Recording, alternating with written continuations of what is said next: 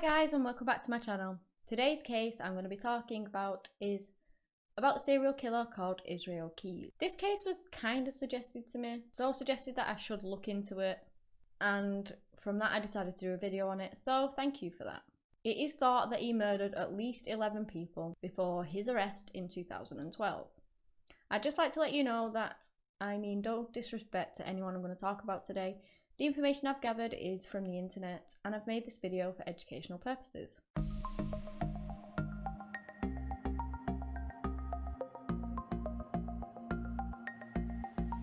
Israel was born in Cove, in Utah on the 7th of January 1978. His parents were Heidi and Jeffrey Keyes. He was part of a very big Mormon family. He was actually the second born of the 10 children. And Israel grew up on the heels of killers like the Zodiac Killer, amongst many others around that time. And I do believe that this kind of had an effect on him, I guess. Now, Israel was homeschooled. His parents didn't believe in kind of the interference of the government. They didn't believe in public schools. They didn't even believe in hospitals because they didn't believe in modern medicine, basically. So the children didn't go to see doctors. They never went to school. Israel was only a toddler when the family left Utah for Colville, Washington. And they basically lived in a tent initially because their father was building them a cabin and he was doing it by hand. So Israel kind of had to act like the man of the house in a sense, because his father, when he wasn't building the cabin by hand and he wasn't off praying or anything like that, he wasn't around really, so Israel kind of took up that mantle. His father was always busy doing something else. And they would live a very isolated existence in a one-room cabin in the middle of the woods. He grew up without running water, heat or electricity. Whilst living there, his parents did leave their church and became fundamentalist Christians and went on to join a white supremacist church. The family would move across the country and eventually settle close to an Amish community in Maine. As he was growing up, Israel was kind of into petty crime from an early age. At the age of 10, he was breaking into his neighbours' houses and stealing their guns. He had become an avid hunter, and he would basically go after anything with a heartbeat. By 14, he would torture and kill animals and pets. As anyone knows who's into crime and things like that, this kind of behaviour is often linked to psychopathy, and that's usually where a lot of murderers actually begin. They kind of start with animals and pets and then they often escalate. As a teenager, Israel went on to renounce his Christian faith that his parents practiced, and because of it his father cut ties with him, but by all accounts he did still stay close to his mother. Later on in his teenage years, he became interested in Satanism. He committed his first abduction and stranger rape at about the age of 16. In July 1998, at the age of 20, he joined the US Army. He didn't have a birth certificate or a social security number, but he'd still managed to get in. And by all accounts, he did well as a soldier. He spent time in Egypt, Fort Hood, in Texas, Fort Lewis, and in Washington. And I have found information on the internet that the men he served with described him as a kind of super soldier, and that he was the most messed up guy that they had ever come across. They were really scared of him. After his honourable discharge in July 2001, he lived on a Maquette reservation with the mother of his daughter. He did actually receive a driving under the influence charge whilst in the army, but otherwise had no trouble with the law. And in 2007, he began his own construction business in Alaska called Keyes Construction. So I'm just going to touch on the army again. From what I could find, you're not supposed to be able to get in without a birth certificate or a social security number. And the army did, by all accounts, make a lot of allowances for him. So who knows, maybe we don't actually know why they did that. Whether it was because, as his colleagues described him as, he was a super soldier. Maybe he was really good at what he did. I just don't know.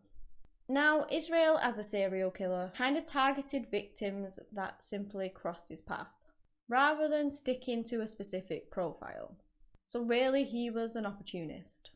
When asked later on by the police how he picked his victims, he said, "I didn't, it was just random." He would often wait to ambush people in places like national parks, beaches, cemeteries, or even a camping ground. He basically would try and get people alone without any witnesses. And he would travel around to commit these murders. He had a history of trips that covered a lot of ground of the United States. So he basically had so many opportunities to find his next victim. Foreign visits such as journeys to Canada, Mexico, and Belize may have played another part in Israel's killing spree. While on the road, he would pay in cash. He would take the battery out of his mobile phone to basically lessen the chances of him being tracked. He also planned his murders in great detail, and he would prepare for future crimes by burying murder kits. These consisted of weapons, cash, and basically tools used to murder or dispose of bodies. And when he wanted to kill, he would simply go and dig up this stash and use it.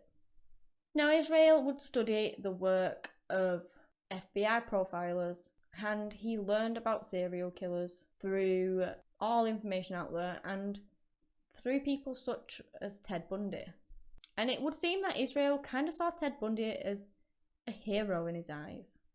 But the differences between the two, obviously Ted had a very specific victim type.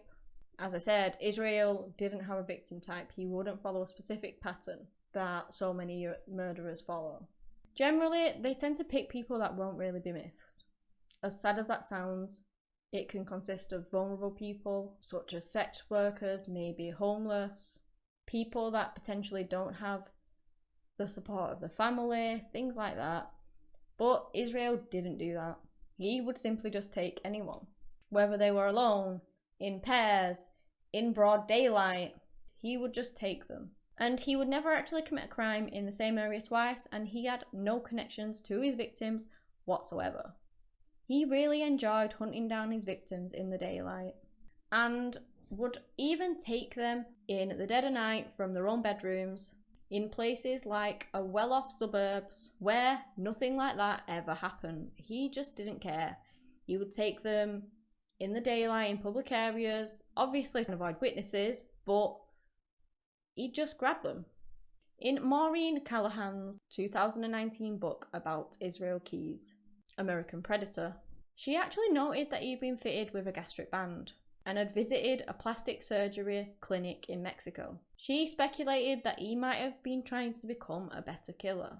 Now, this band could mean that he wouldn't get hungry as often, and maybe he tried to change his appearance, remove things like hairs, or tried to change his fingerprints to basically make it less likely that he would actually leave any evidence behind. I mean, getting a gastric band fitted so that you don't get hungry, that's just total madness. He really was so fixated on, if this was the case, becoming a better killer, to get a gastric band fitted. Wow. Again, we don't know how true this was, and he can't answer for himself, unfortunately. But this is just speculation, and it could be quite plausible. He wasn't a large man. Why else would he get a gastric band fitted? He didn't need one. He wasn't overweight to the fact where he actually needed a gastric band to stop him eating. So it kind of is more of a logical reason to go with that, but it's so strange. So Israel's first victims were in Washington. I think it's over 25 next year. It wasn't long when you got out of the military that you killed somebody and was that sort of feeling that you needed to do something that was hard to resist.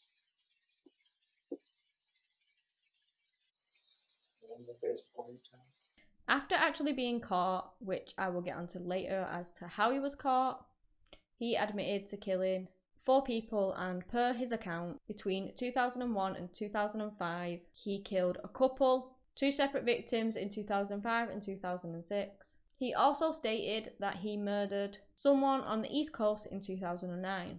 Then he left the body in New York, and the police are fairly certain that this victim was Deborah Feldman, a New Jersey resident who actually went missing in April 2009. Like I said, he didn't have a criminal record in Washington.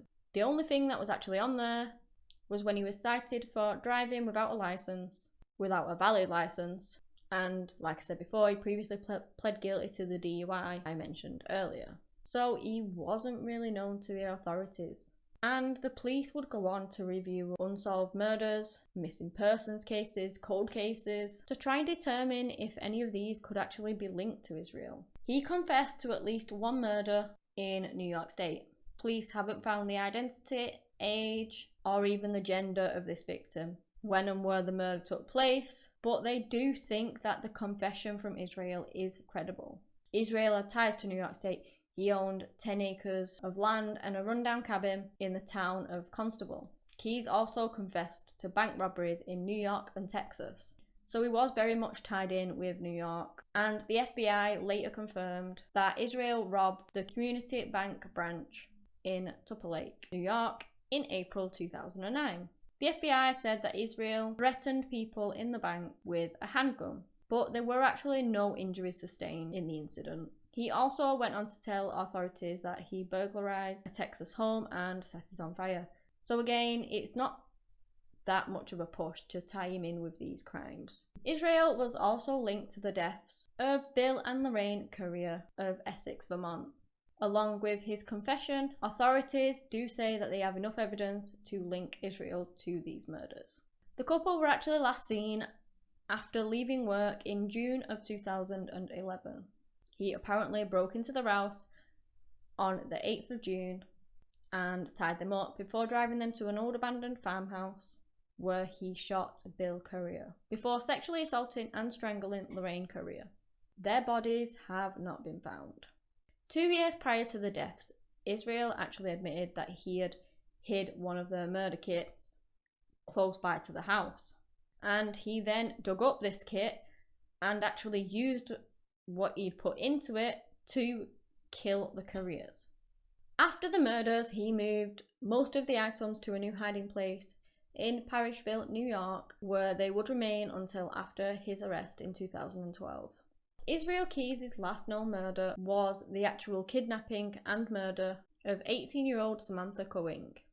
She was a barista working in Anchorage, Alaska, and it was very tragic, the events that actually unfolded. She was working on a cafe shack, which was kind of just on the side of a road. People would pull over, go and grab a drink, go and grab snacks, things like that, and then off they would go. And it was largely staffed by pretty young women. They were often working alone, and in summer, the boss would make them wear bikinis.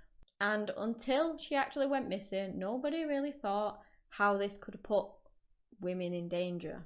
Samantha had actually only worked there for a few weeks, when on Wednesday night, the 1st of February 2012, she actually went missing. Her family would go on to report her missing the following morning. Now, the following information I did actually get from a journalist, and it was the journalist that wrote the book. I mentioned her name earlier, Maureen Callahan. While she was writing a book, she really did extensive research into Israel.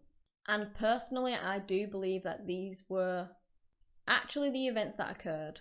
Even though I have found some contradicting information on the matter, I did decide to go with this one. And it's a very sad aspect of the case because it would seem that the police didn't really care that Samantha had gone missing. They weren't in a rush. They didn't cordon off the area. They just, by her accounts, didn't really believe it. It's thought that since she had a bit of a rough background and had a history of drugs, that basically that night she had actually stole money from the register and ran off with it to go and party, go and do drugs, things like that. So that's what they assumed had happened, not that she'd actually been kidnapped, which was the actual case. Later on, the FBI did confirm that Israel actually had Samantha from the time that he took her at 8 p.m, around about 8 p.m, and that he basically walked her all over Anchorage for 4 or 5 hours. And they were in fact seen a total of 13 times. Israel really didn't care. By now, he knew how the police department worked in Anchorage. And he knew that there wouldn't be any rush in them whatsoever. And guess what? He was right. Maybe if they'd been more on the ball and actually looked into this case as a kidnapping, which is what it was, maybe they would have found Samantha in time. Maybe it wouldn't have actually ended in the tragic way that it did. she might have survived her encounter with Israel Keyes. Unfortunately, that wasn't the case. And even when the police received video surveillance from inside the kiosk, which saw a large man leaping over the kiosk, and they basically thought that he was Samantha's accomplice.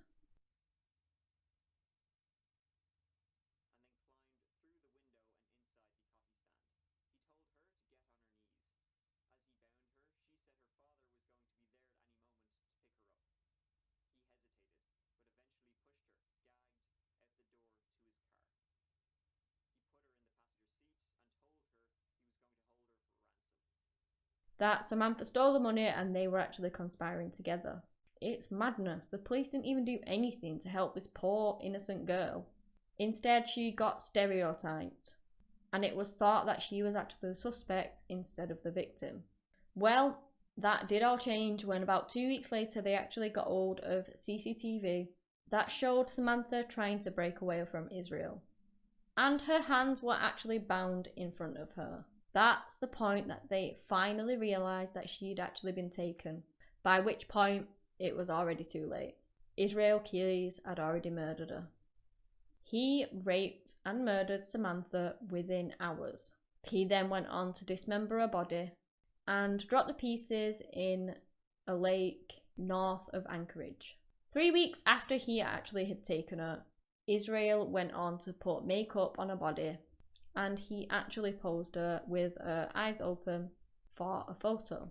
Now this would be sent along with a ransom note. At this point, she was already dead, but the way in which the picture was taken and the makeup that he put on her, it was so convincing that the FBI actually had to call in experts to confirm if she was dead or alive, because they couldn't really tell. And it's just chilling to even think about that. I think at this point they still had no clue the kind of monster that they were dealing with. After taking the time to go on a cruise, he would then use Samantha's dead body to stage a ransom with her own phone. Her family, obviously hoping she was still alive, put the money in her account, and Israel went on to use her bank card to withdraw the funds in Alaska. He continued these transactions whilst travelling in New Mexico, Arizona and Texas. He did actually disguise his appearance whilst he was withdrawing the money, but a security camera actually recorded an image of the rental car he was using in Arizona. Texas law enforcement was notified, and in March 2012 stopped his car. And Israel at the time was 4,000 miles away in Texas. Although he had disguised himself, he made the crucial mistake, and the car would later be found due to this. So they went on to search his car and they found Samantha's ID card, her bank card, they found her phone, along with a gun. And they also found the disguise that he had used. Samantha's remains were actually recovered in April 2012. Israel was later extradited to Alaska, where he would confess to Samantha's murder. The killings were kind of at odds with his usual careful planning, but he told police that he'd been feeling out of control and noted, "Back when I was smart, I would let them come to me." Back when I was smart, I would let them come to me. Just remote area. You go to a remote area that's not anywhere near where you live, that other people go to as well. He basically broke his own rules. And initially, I don't believe he was actually going to take Samantha until he saw her. And then he decided that actually he would. I think he personally felt like this was a bit sloppy for his normal meticulous planning. And that was why he said that he'd broke his own rules. Over the course of several months, he pointed investigators to 3 other victims. But they believe there may be at least 7 more victims, based on the comments made by him during interviews and the drawings of skulls that he actually made using his own blood. Now, I believe that some people think that these skulls that he drew represented people that he'd actually killed. The FBI revealed those drawings along with other never before seen evidence to 48 Hours, which did a report on Israel Keyes, and they also included examples of his kill stashes. The FBI believe that there are several more stashes buried out there that could contain evidence to other unsolved crimes. Speculation about other possible victims has actually included a girl named Julie Harris who disappeared in Colville in 1996. Her prosthetic feet were found a month after she vanished, and her remains came to light in 1997. Israel Keyes was in the area when she went missing, but denied any involvement. Israel has also been positioned as responsible for other unsolved crimes, such as the murders of 56-year-old Mary Cooper and her 27-year-old daughter Susan Stodden, who were actually shot whilst hiking in Washington State in 2006. Keyes also said that he'd intended to leave Alaska and travel through storm-ravaged regions to find new victims whilst he was working as a contractor. He dreamt of later building a house where he could imprison his victims. This is just how twisted and disturbed this man was. And whilst being interviewed after his capture, Israel would say things to agents like, "I learnt from you guys." He read Mindhunter when he was 14. He watched CSI and kind of knew what not to do and how he could prevent leaving evidence behind. Now, the police really did treat him rather well, considering because he was talking to them. He was sharing details about his crimes. They brought him espresso, cigars, bagels, even chocolate bars. They kind of wanted him to feel like he was in control. And they stated that Israel would seemingly take pleasure in limiting the flow of information that he was providing. Again, he liked to be in control. Now, strangely enough, the world didn't actually know about Israel Keyes, even though he'd been captured for quite a while. And this was basically because they promised to keep his name out of the media in return for information about his kills. So Israel was very much the kind of person that didn't want documentaries made on him. He didn't want, media outlets to grab hold of his name and blow it all up. He was very much anti-media. I was concerned about the media coverage, not really thinking about the effect it would have on the things we've discussed, thinking more about, that is my bottom line. I didn't want much press and didn't want a bunch of drama, and honestly, I could have lived with the drama as long as I had been successful in escaping, but since I didn't, now I'm like, man, I really wish I hadn't created all this drama. So they made this deal to try and get the most information out of him as they could. Israel also put forward to the police that he wanted a quick execution, basically. He didn't want to stay in jail, rotting behind bars for years. He didn't want to put that on the mother of his child and his daughter. He didn't want them to suffer for his crimes, basically. And he actually offered up information on the Courier's murders as a bargaining chip. Now, on the 1st of December 2012, Israel Keyes actually committed suicide whilst he was in his Anchorage cell. Despite previous warnings not to provide him with a razor, he proceeded to slit his wrist and strangle himself with a sheet. His body wasn't found until the next morning. They also found a handwritten, blood-soaked 4-page note. One quote from it was, "Speak soft in your ear so you know it's true. You may have been free, you loved living your lie. Fate had its own scheme. Crushed like a bug, you still die."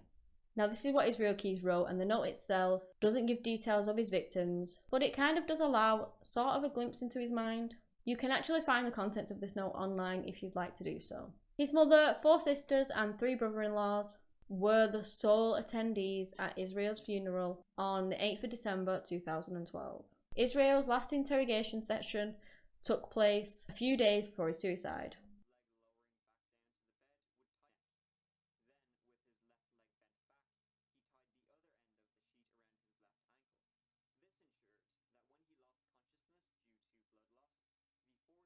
And some of his interrogation recordings have actually been released and shared with the public. So if you look into them, you can actually find these online and you can listen to the words from the man himself if you wish to do so. Police are now basically trying to fill in the details of his vicious life. Police do believe that he killed between 8 and 12 people, including Samantha, but only 3 victims have actually been identified to Israel so far. The search for his potential victims is far from over. And it's widely believed that there are a lot of cold cases out there that were committed by Israel, and police are actually pretty confident that one day they may uncover his victims. The question is, who has Israel Keyes actually killed? And we may never actually uncover the full extent of his crimes, which is obviously very sad. I really do hope that one day we do discover all of the people that he's killed and just give those families their closure that they need and let them know who actually took their family member's life. rather than them living a life questioning where they'd gone, what happened to them, and basically not knowing who's actually done it. I did find this case very interesting. He knew what he was, and he was fine with it. And in his interviews, he seemed to show no remorse, and he basically had a huge enjoyment out of killing. And I find it so disturbing how people can just have that mentality. If you guys have any more cases you'd like me to look into, please do let me know and I'll look into them for you. Anyway guys, that's all I have today on the serial killer Israel Keyes. Thank you so much for watching, and until next time, bye!